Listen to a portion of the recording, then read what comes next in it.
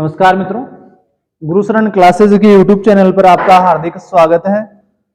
हम इस चैनल के माध्यम से अभी वर्तमान में जो अभी असिस्टेंट प्रोफेसर एग्जाम है उसके लिए हम एक अपना महत्वपूर्ण चैप्टर राजस्थान लोक सेवा आयोग उसको लेकर हम आपसे जुड़ रहे हैं।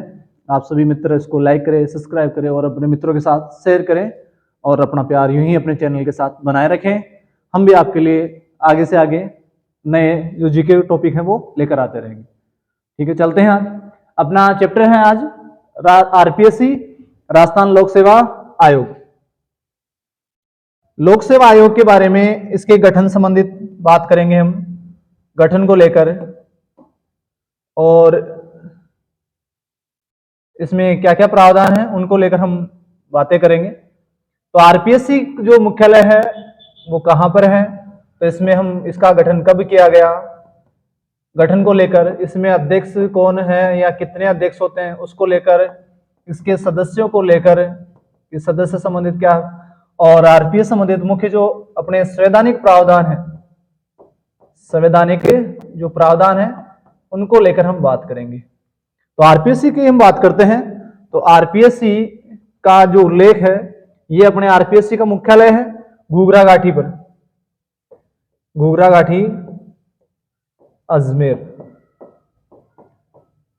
यहां पर अपने आरपीएससी का मुख्यालय है। आरपीएससी वह संस्था है जिसके माध्यम से सर्विसेज के लिए तैयारी एग्जाम करवाई जाती है। तो इनको लेकर हम बात करते हैं आज, राजस्थान लोक सेवा आयोग। इस लोक सेवा आयोग के लिए गठन का जो प्रावधान है वो कहां कहां पर है उसको लेकर हम बात करते हैं।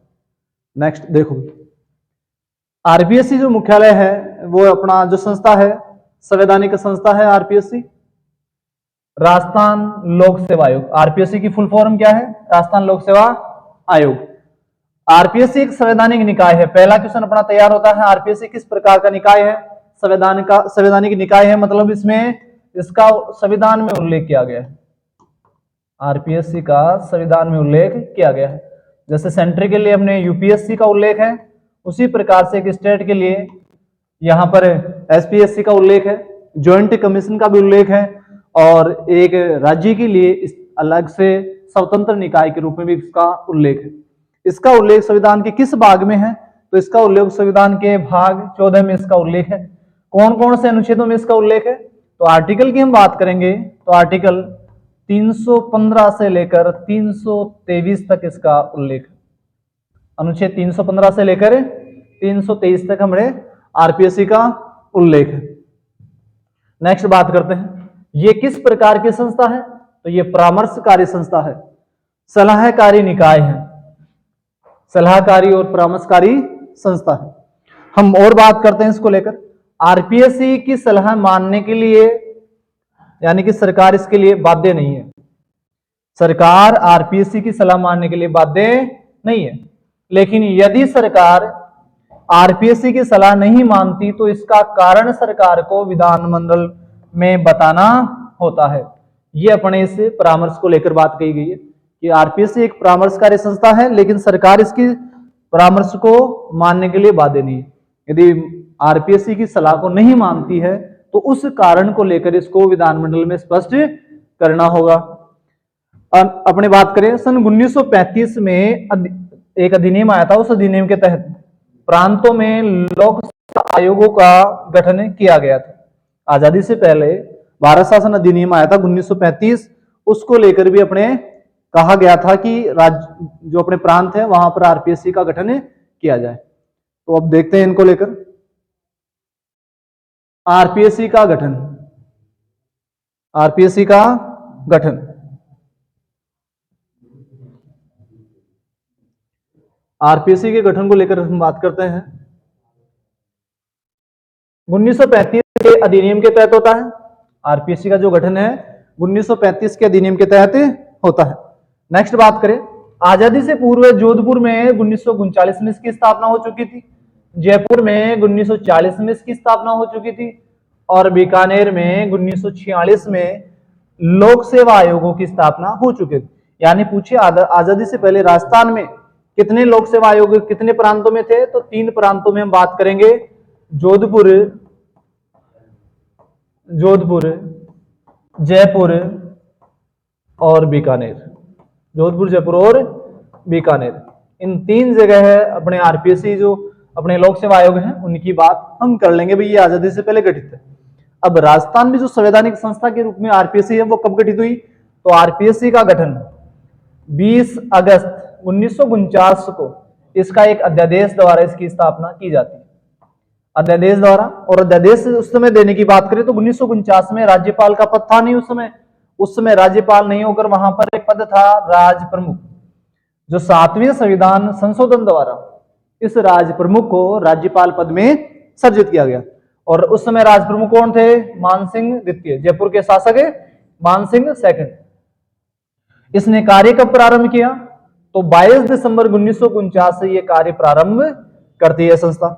प्रारंभ में इसका मुख्यालय जयपुर में रखा गया था। प्रारंभ में इस संस्था का आरपीएससी का जो कार्यालय है, मुख्यालय है, वो अपने जयपुर में रखा गया था।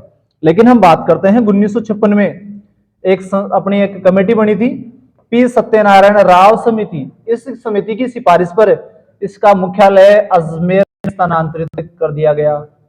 आरपीएससी की जब स्थापना होती है, स्थापना का जो अध्यादेश पारित हुआ 20 अगस्त 1949 को, इसने कार्य प्रारंभ कर दिया था 22 दिसंबर 1949 को। और इसका जो उस समय मुख्यालय था वो अपने जयपुर में था।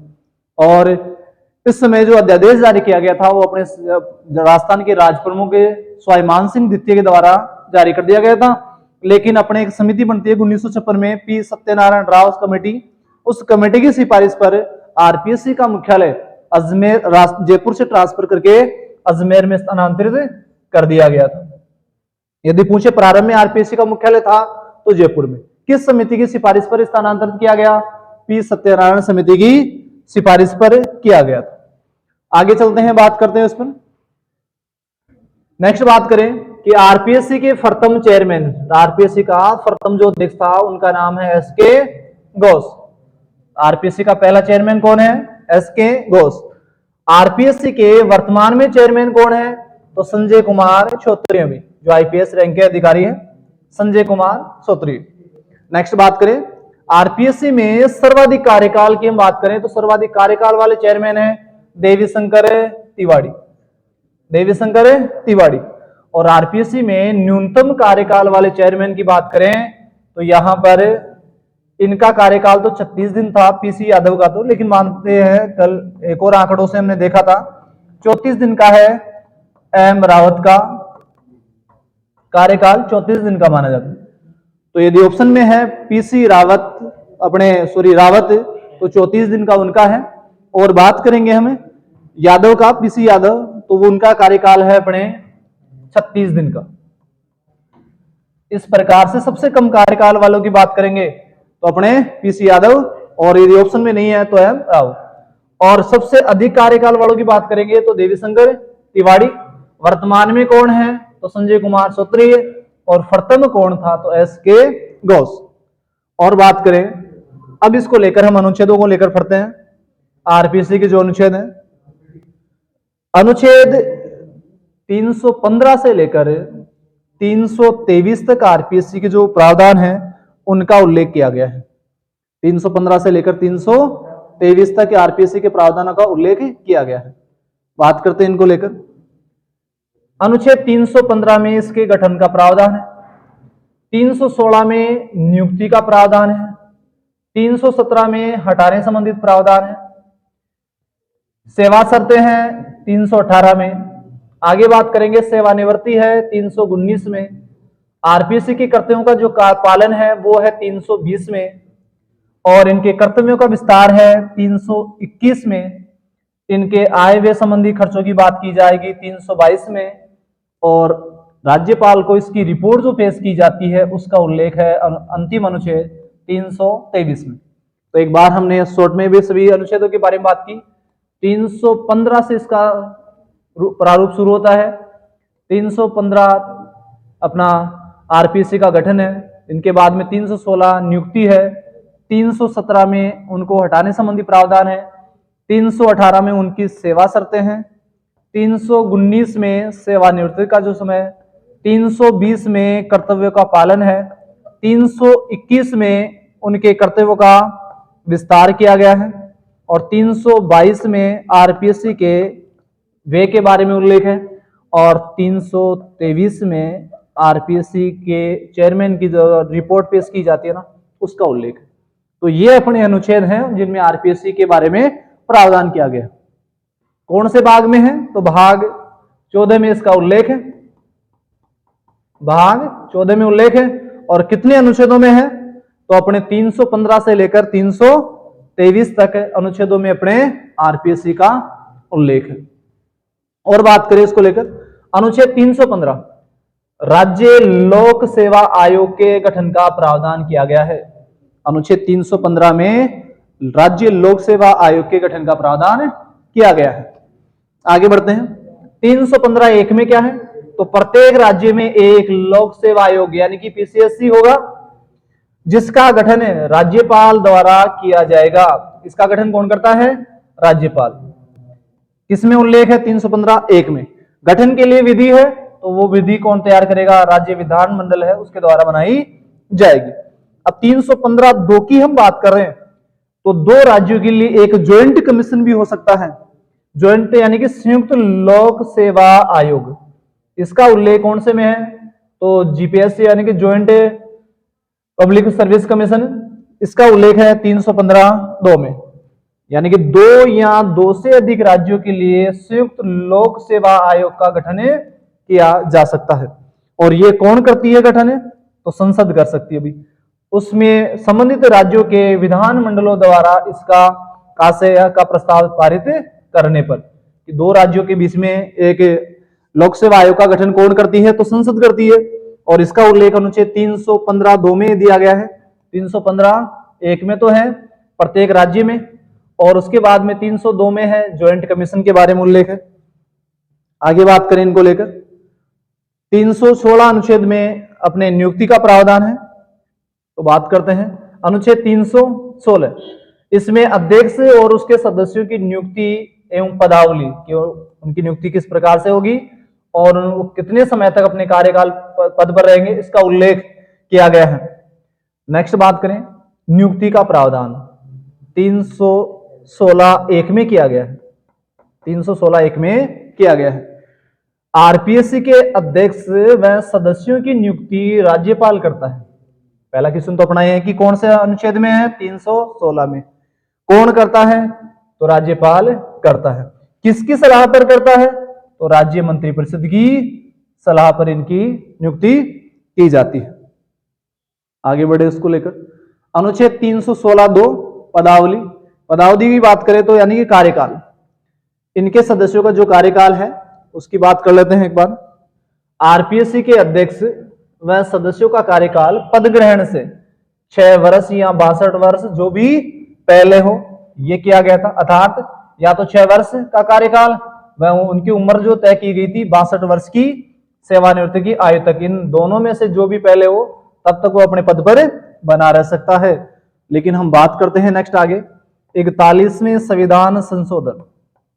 41वें संविधान संशोधन 1976 के तहत आरपीएससी के अध्यक्ष व सदस्यों की सेवानिवृत्ति की जो आयु है उसको 62 वर्ष से घटाकर कितना कर दिया गया?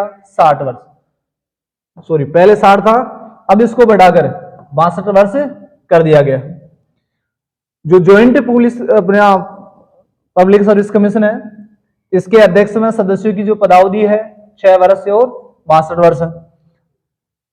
जो पब्लिक पीसीएससी है के सदस्य का कार्यकाल समाप्ति के बाद में उसी पद पर पुनर्नियुक्ति, यानी कि जिस पद पर वो है उसके बाद में तो उसके लिए वो सदस्य पात्र नहीं माना जाता।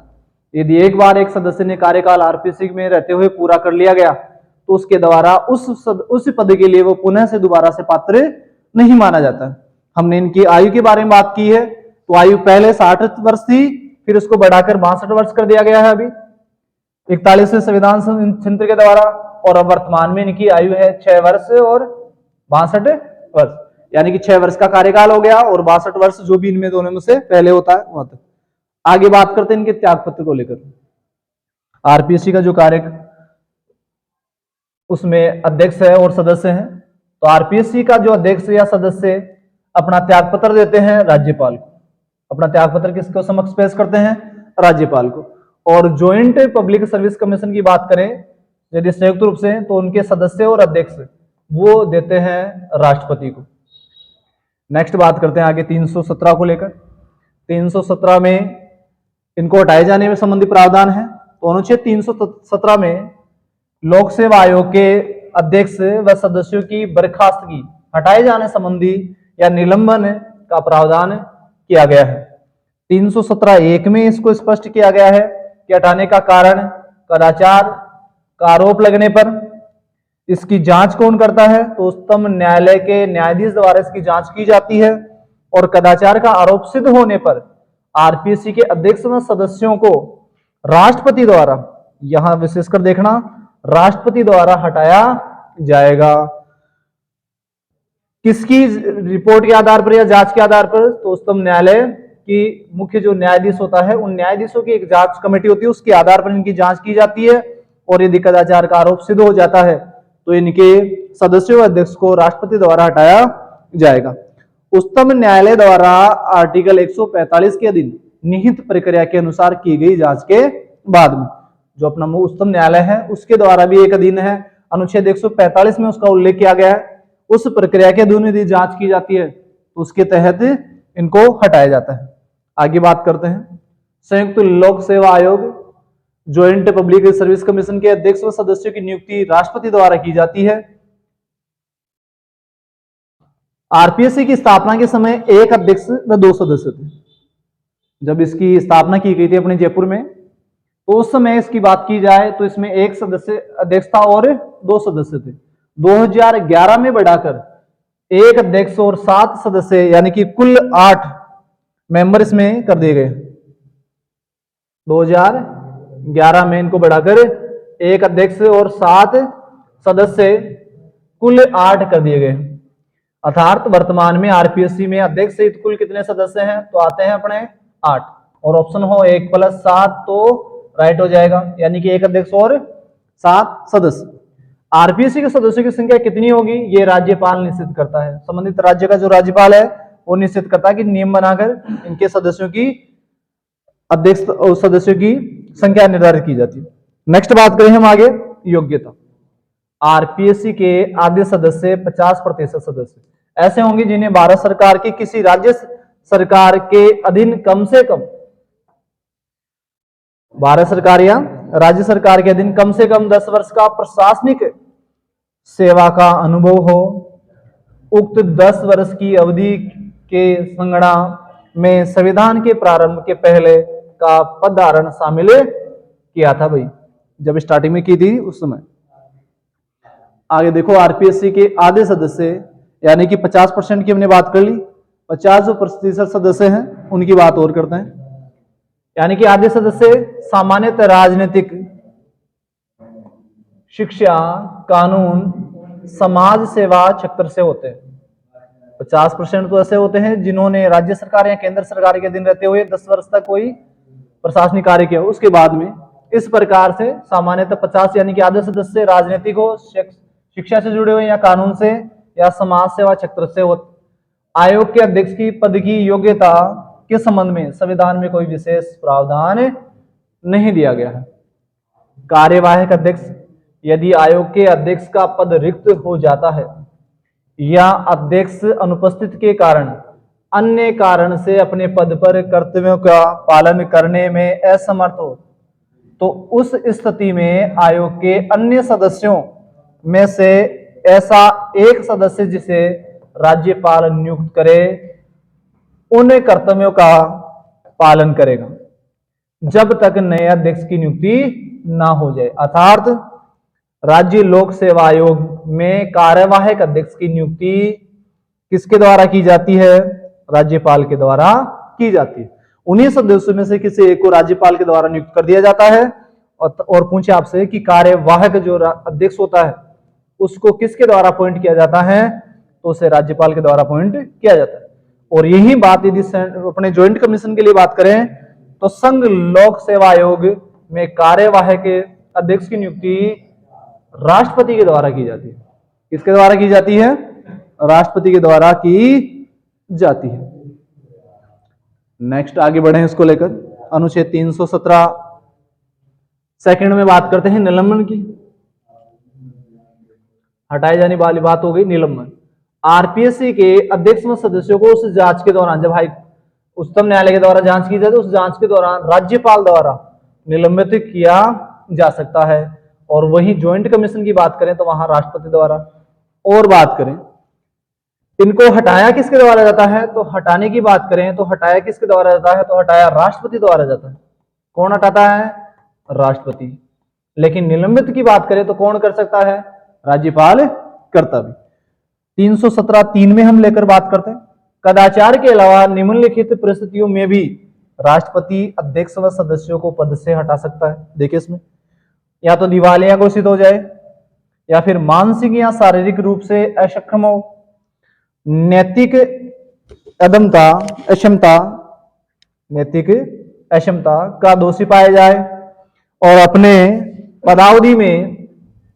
पदावधि में अपने पद के कर्तव्यों का बाहर किसी सवेतन में लगता हो, अर्थात लाभ का पद स्वीकार कर ले। और लास्ट में एक और देखें, अपने कर्तव्यों का किससे बाहर किसी और सेवा में नियोजित हो जाए। यदि इस प्रकार से वो लिप्त पाया जाता है, यानी कि अन्य लाभ के पद पर पाया जाए, शारीरिक या मानसिक रूप से अक्षम हो, नैतिक मूल्य से अक्षम हो, या फिर दिवालिया घोषित हो जाए, तो उस स्थिति में इसको अपने पद से हटाया जा सकता है। हटाया किसके द्वारा जाता है, राष्ट्रपति द्वारा। उस जांच के दौरान निलंबित कौन कर सकता है, राज्यपाल कर सकता है। आगे बढ़े अनुच्छेद 318 को लेकर। 318 में उल्लेख किया गया है, 318 में अपने हैं कि लोक सेवा आयोग के अध्यक्ष व सदस्यों और कर्मचारी वृंद, जो भी कर्मचारी हैं, उनकी सेवा शर्तों के बारे में विनियम बनाने की शक्ति का उल्लेख है। आरपीएससी यानी कि एक स्टेट पब्लिक सर्विस कमीशन में सदस्यों की संख्या, उनकी सेवा शर्तों का निर्धारण राज्यपाल द्वारा किया जाता है। इसके अलावा यदि ज्वाइंट कमीशन है तो वहां पर इनकी सदस्यों और इनकी सेवा शर्तों का कार्य निर्धारण कौन करता है, राष्ट्रपति द्वारा किया जाता है। नियुक्ति के पश्चात यह हर जगह लागू रहती है कि अलाभकारी परिवर्तन नहीं किया जाएगा। अलाभकारी परिवर्तन की बात करें तो अनुसूची 2 में उल्लेख है वेतन भत्तों का। अनुसूची 2 में उल्लेख है वेतन भत्तों का। तो इन वेतन भत्तों में यदि अलाभकारी परिवर्तन संभव है तो अपने वित्तीय आपात जब लागू हो जाए, अनुच्छेद 360 के तहत जब वित्तीय आपात लागू हो जाए, उस समय ये अलाभकारी परिवर्तन किया जा सकता है, अन्यथा लाभकारी परिवर्तन नहीं किया जाता। आगे बढ़ते हैं इसको लेकर। अनुच्छेद 319 लोक सेवा आयोग के अध्यक्ष व सदस्यों की सेवानिवृत्ति के बाद पद धारण करने के संबंध में प्रतिबंध। यदि बात कर ली जाए कि एक बार एक राज्य का कोई अध्यक्ष, आरपीएससी एक मतलब लोक सेवा आयोग का कोई अध्यक्ष हो या फिर सदस्य हो, उनके सेवानिवृत्ति के बाद कोई दूसरा नया पद धारण किया जाता है, उस पद को लेकर इसमें उल्लेख किया गया है कि कोई अध्यक्ष है वो अपने यूपीएससी में जाकर वहां का सदस्य बन सकता है, अध्यक्ष बन सकता है। यहाँ की हम बात करें, यहाँ का कोई सदस्य है, इसका उसी राज्य का अध्यक्ष बन सकता है, अन्य में जाकर वहां के उसका सदस्य या उसका अध्यक्ष बन सकता है। तो उनको लेकर इसका प्रावधान किया गया है। देखते हैं इनके बारे में। सेवानिवृत्ति के पश्चात यूपीएससी का अध्यक्ष सदस्य बन सकता है। यदि कोई भी स्टेट का जो अध्यक्ष है आरपीएससी का यानी कि पब्लिक सर्विस कमीशन का, वो सेंटर में जाकर यूपीएससी का अध्यक्ष या सदस्य बन सकता है। अन्य राज्य लोक सेवा आयोग का अध्यक्ष बन सकता है लेकिन वहां का सदस्य नहीं बन सकता। किसी दूसरे में जाकर वहां का अध्यक्ष बन सकता है लेकिन उसका सदस्य नहीं बन सकता। आगे देखो, भारत या राज्य सरकार के दिन किसी अन्य पद का पात्र नहीं होगा। इसमें हमने एक विवाद सुनेंगे, राज्यपाल पद पर तो आसीन हो सकता है, ये वाली बात और करेंगे। आरपीएससी के सदस्य को लेकर हम बात करें तो सेवानिवृत्ति के पश्चात आरपीएससी का वो अध्यक्ष बन सकता है, यानी कि उसी लोक सेवा में आयोग में वो उस पद पर रहते हुए अध्यक्ष भी बन सकता है। दूसरी, यूपीएससी में जाकर वहां सदस्य बन सकता है या फिर उसमें अध्यक्ष बन सकता है। अन्य राज्यों की पीसीएससी का भी अध्यक्ष बन सकता है। भारत या किसी राज्य सरकार के दिन किसी अन्य नियोजन का पात्र नहीं होगा। अब इसको लेकर एक बार विवाद हुआ था। हरगोविंद पंत बनाम रघुकुल तिलक है, जिससे राजस्थान का राज्यपाल संबंधी एक विवाद था, उसमें हम बात करते हैं। इसमें अपने को ये और याद रखना है, विशेषकर रघुकुल तिलक राजस्थान के राज्यपाल 1979 में। इस निर्णय में कहा गया था कि राज्यपाल का पद राज्य के अधीन नियोजन का पद नहीं है, अर्थात यह है अध्यक्ष व सदस्य के सेवानिवृत्ति के बाद राज्यपाल बन सकते हैं। एक तो हमने बात की थी कि ऊपर वाले में कि उसके किसी राज्य या केंद्र सरकार किसी भी अन्य नियोजन का पात्र नहीं होगा, लेकिन जब ये विवाद आया अपने सामने 1979 में, तो इसको लेकर आरपीएससी के सदस्य या अध्यक्ष को लेकर कि उन्हें राज्यपाल तो बनाया जा सकता है, क्योंकि ये राज्य के द्वारा उसमें शामिल नहीं है, राज्य के अधीन नियोजन के पद में शामिल नहीं होता। भाई अपने आगे बढ़े 320 में लेकर 320 में हमने बात की है कर्तव्यों की। बात किसकी की है? कर्तव्यों की। तो देखो इसमें अनुच्छेद 320, अनुच्छेद 320 में उल्लेख है लोक सेवा आयोग के कार्य या कर्तव्य। 321 में इनका विस्तार हो जाएगा, 22 में वे है, 23 में रिपोर्ट आ जाएगी। तो 321 में हम बात करेंगे लोक सेवा आयोग के कार्य एवं कर्तव्य। तो राज्य की सेवाओं में नियुक्ति के लिए परीक्षाओं का संचालन करना, राज्य की सेवाओं में नियुक्ति के लिए परीक्षाओं का संचालन करना, योग्य उम्मीदवारों का चयन करना, पहले तो इसका ये कर्तव्य है। दूसरा बात करें लोक सेवकों के पदोन्नति हेतु सिफारिश, ये विशेष याद रखना, यदि किसी लोक सेवक है किसी के लिए चुन लिया गया तो उसकी सिफारिश कर सकती है भी पदोन्नति के लिए। नेक्स्ट अनुशासनात्मक कार्यवाही पर परामर्श देना, पहले हमने बात कर ली थी, ये परामर्श देने वाली संस्था है, सलाहकारी निकाय है। एक सेवा से दूसरी सेवा में स्थानांतरण होने पर परामर्श देने का कार्य भी कौन करती है? आरपीएससी करते हैं अपने। लोक सेवकों द्वारा किए गए कार्यों के दावों के संबंध में यदि कोई कार्य है तो इसी के द्वारा। पेंशन के संबंध में क्षतिपूर्ति के मामलों में केवल परामर्श देने वाली संस्था है अपनी आरपीएससी। इस प्रकार आरपीएससी राज्यपाल द्वारा निर्देशित किसी अन्य विषय पर भी परामर्श दे सकती है और परामर्श मानने के लिए बाध्य नहीं है, और परामर्श नहीं माने तो उसका कारण विधानमंडल में स्पष्ट करना होता है। आरपीएससी एक परामर्शकारी सलाहकारी निकाय है, ये हमने बात स्टार्ट में कर ली थी। इस प्रकार से ये क्या दे सकती है? सलाह। इसका पहला कार्य तो क्या है? परीक्षाओं का संचालन, योग्य अभ्यर्थी या योग्य जो लोक सेवक है उनको चुनने का। भाई दूसरी बाकी सभी में पदोन्नति में सिफारिश कर सकती है, पदोन्नति नहीं करती। अनुशासनात्मक कार्यवाही पर भी ये परामर्श दे सकती है, किसी एक सेवा से दूसरी सेवा में स्थानांतरण होने पर भी ये परामर्श दे सकती है। तो इस प्रकार की ये परामर्शकारी संस्था हो गई, सलाहकारी निकाय हो गया। आगे बढ़े संविधान राज्य लोक सेवा आयोग को राज्य में मेरिट पद्धति के वाच या डोग पैरी के रूप में देखता है।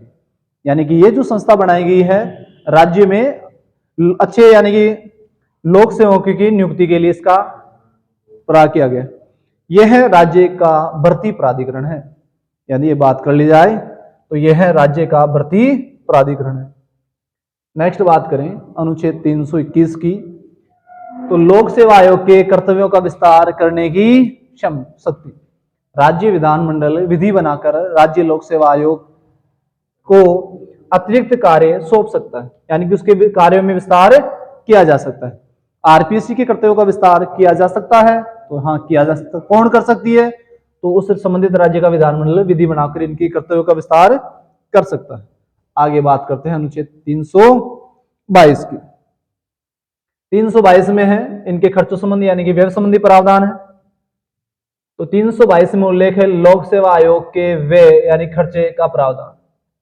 आरपीएससी के अध्यक्ष व सदस्यों के वेतन भत्ते, पेंशन सहित सभी खर्च संबंधित राज्य की संचित निधि पर भारित होंगे, यानी कि ये उसी राज्य द्वारा वहन किए जाएंगे।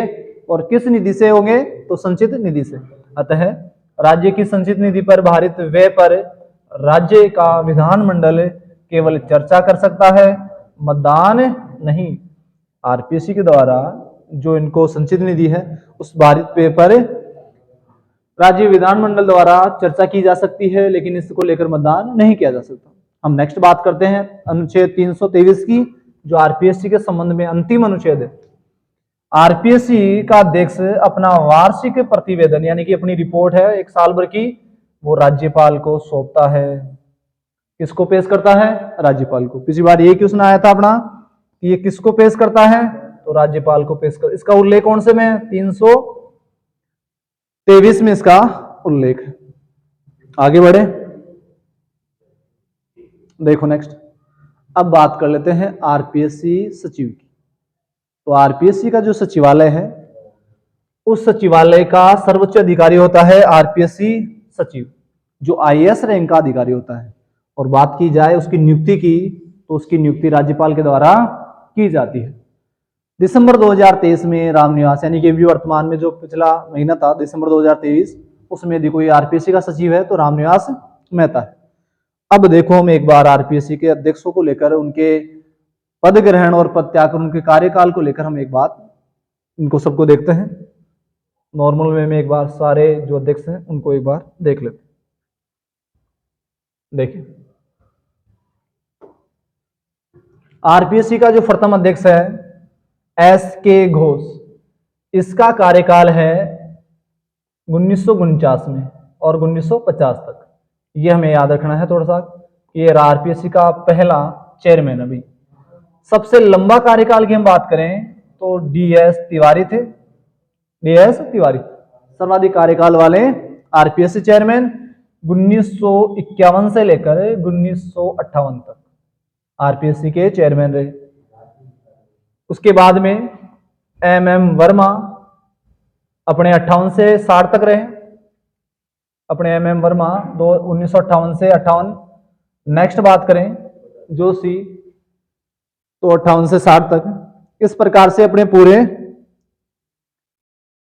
एक पीडीएफ फॉर्मेट में आपके सामने उपलब्ध है ये पूरे राजस्थान के जितने भी आरपीएससी मेंबर बने, उन मेंबरों की बात। ये देखो, इनको एक बार अपने को देखना भी। सबसे विशेषकर पहला वाला अपने को याद रखना है एस के घोष, दूसरा है डीएस तिवारी सर्वाधिक कार्यकाल के लिए। यदि हम इसमें बात करें सबसे कम कार्यकाल के लिए, तो हम इसमें बात करेंगे पीएस यादव की, 36 दिन के लिए। उसके अलावा हमने एक बार बात करी ली कि रावत यदि होगा तो वो दे रखा अधिकतर 34 दिन के लिए। इसका कार्यकाल है 1997 में, 1/10/1997 से लेकर 6/11/1997 तक का। यदि कार्यवाहक पूछे तो एस.सी. सिंगारिया है, वो कार्यवाहक है। और पूछे तो एच.एन. मीना, ये भी कार्यवाहक है। और आर.डी. सैनी, ये भी कार्यवाहक है अपने हमीम गोराव के बाद में। उसके बाद में अपने ललित कुमार पंवार बन गया, श्याम सुंदर शर्मा बन गया, डॉक्टर राधे श्याम गर्ग बन गया। नेक्स्ट वर्तमान में, यानी कि जुलाई में, जब तक उसमें लिखा हुआ है ये उसके सदस्य थे। वर्तमान को लेकर बढ़े हमें, तो उसके बाद में दीपक उत्प्रेती बना 2020 में। फिर अपना भूपेंद्र यादव है जो डीजीपी था, उनको बनाया गया। उसके बाद में कार्यवाहक बनाया गया शिव सिंह राठौड़ को, और फिर उसके बाद में जसवंत राठी को। और अभी 34वां जो अपना आरपीएससी चेयरमैन है संजय सोत्रे है, 16 फरवरी 2022 से लेकर अब तक वर्तमान में है। ये अपनी आरपीएससी का जो घूघरा घाटी पर बनी हुई बिल्डिंग है उसका चित्र है आपके सामने आरपीएससी। तो ये देखो भाई, हमने एक पॉइंट लिया था आरपीएससी, और आरपीएस संबंधित कुछ बातें हमने आपके सामने डिस्कस की। इसमें आपका पूरा जो आरपीएससी है उससे संबंधित कितने प्रावधान हैं, तो उनको लेकर हमने बात कर ली। किस किस के बारे में हमने है तो देखना एक बार और। अनुच्छेद 315 आरपीएससी का गठन, अनुच्छेद 316 नियुक्ति, अनुच्छेद 317 इनको हटाए जाने संबंधी बात, अनुच्छेद 318 निलंबन संबंधी बात, अनुच्छेद 329, अनुच्छेद 319 और अनुच्छेद 319 में हमने अभी देखा है आपके सामने